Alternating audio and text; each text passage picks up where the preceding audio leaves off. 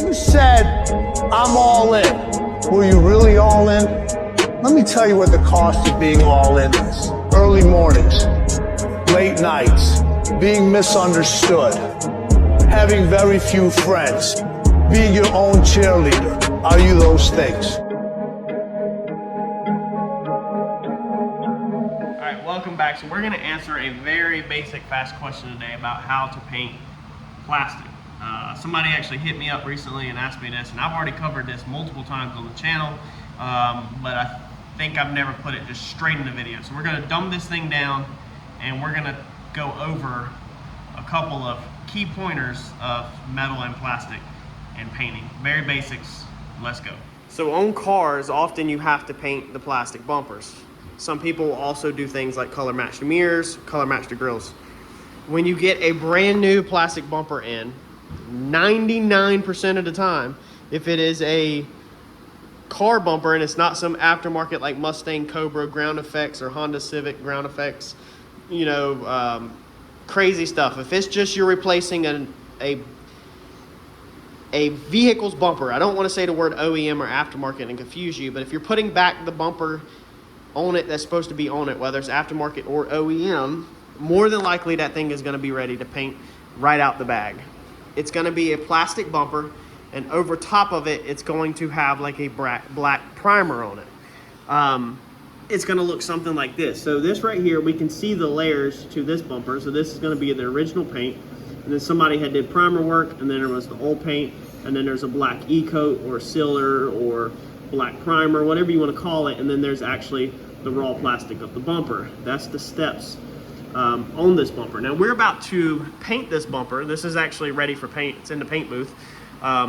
And we are not doing nothing with this. So we're gonna be painting straight over this raw plastic right here, this little cut through area. Now this is a flip car. If this was a high-end customer car, then that area right there would get primer over it, so you can smooth it out.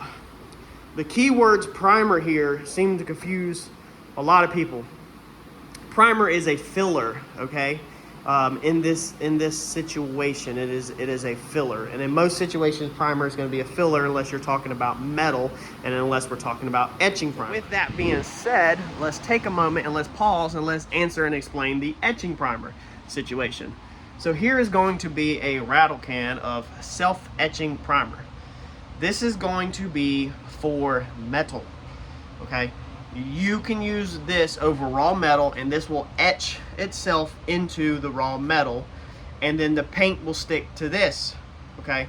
So you can do your painting product over top of your etching primer. So you would have your raw metal, then your etching primer would dig into the raw metal, and now you can spray over top of your etching primer. You can put a 2K high build primer, such as we have down here, okay, over top of your etching primer. Your etching primer is a adhesion tool. It bites into the metal and sticks. Then you start doing your work over top of that. The etching primer is the link between the raw metal and the paintwork sticking. It's not made to fill in any imperfections. That's where filler primer or high build primer, that's where that would come into play at. So on a metal application, the etching primer is what makes your paintwork stick. The etching primer is what makes your 2K paintwork stick. If you're going to be using 2K primer, if we're going to be painting metal, for example, it would be etching primer, 2K primer, base coat, clear coat, or etching primer, 2K primer, single stage, whatever you want to spray. Or you could just do etching primer, single stage, or etching primer, base coat, clear coat. Because your high build primer or your filler primer is only to fill in imperfections. So if you don't care about filling in imperfections, you don't need the etching primer, or you don't need the high build primer. You don't need to block anything. You don't need to sand anything. So on like a metal off-road bumper, we could do etching primer and then single stage equipment paint and be good to go. We don't need this primer because we're not trying to fill in imperfections. So your etching primer is what makes paint work or primer work stick to metal. Your next option is going to be your Bulldog. This is what's going to be with plastic. This will also work on metal. So if you don't want to use etching primer, which I highly recommend using etching primer on aluminums, metal, steel, whatever, then use Bulldog at least. Bulldog is basically liquid glue. Okay, for lack of better terms, we can dumb this thing way down. Bulldog is like spraying glue. So Bulldog is going to make or help paint stick to items that are not supposed to be painted. Okay, so if you're painting over metal and you're not using etching primer, then you've got to make that paint stick to the metal. The paint alone, or your high build primer, will not stick to metal without something sticking it to the metal. So your two options up here are going to be stick the paint or stick the primer with Bulldog, or stick the paint, stick the primer with etching primer. I hope you follow along with that.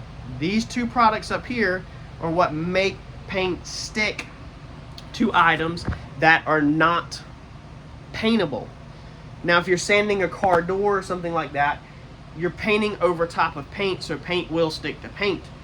But if you took all of the paint off your car's door and you went down to metal, then we've got to start with etching primer.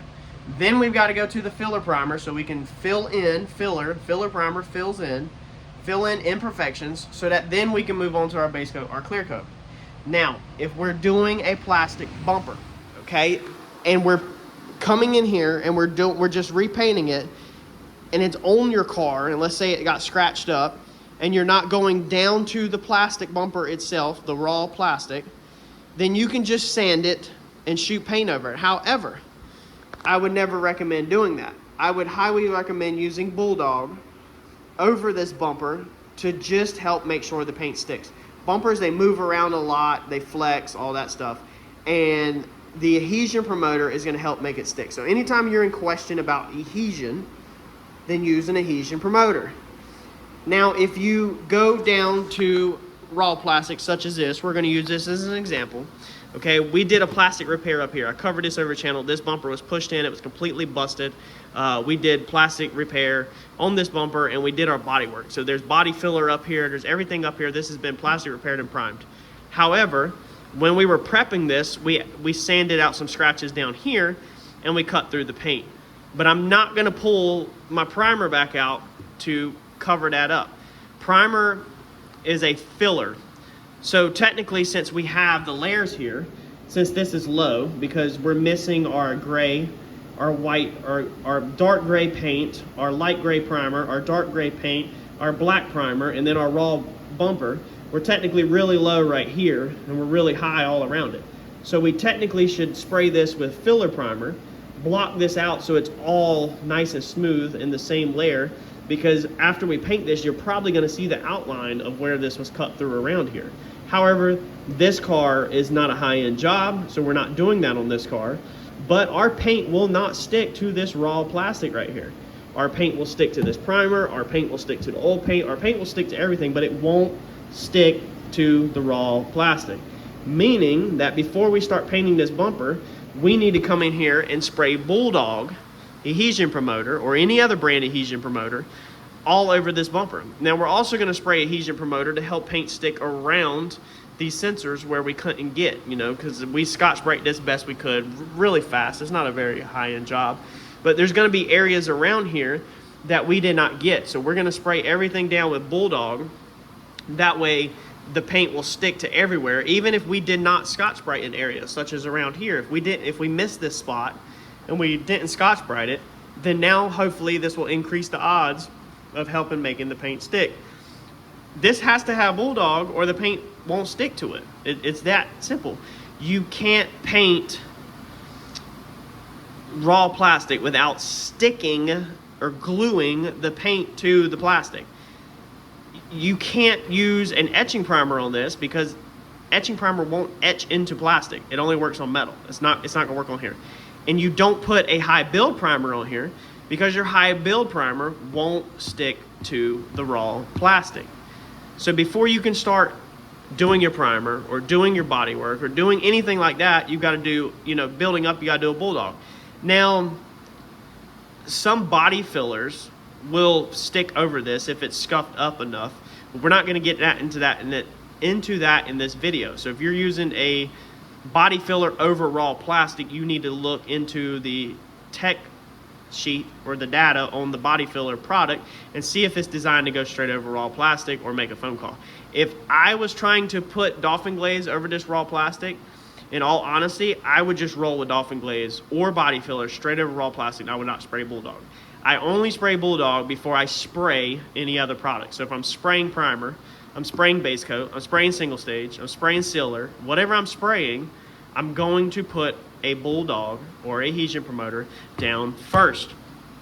Now, if you're painting something such as a mirror housing that's textured black, so this one, I don't know if you can see it, it's painted to match here, but it's not painted to match here. This is just going to be straight textured black plastic. I did a video on how to paint textured black plastic, and in that video we go over, again, you've got to use Bulldog.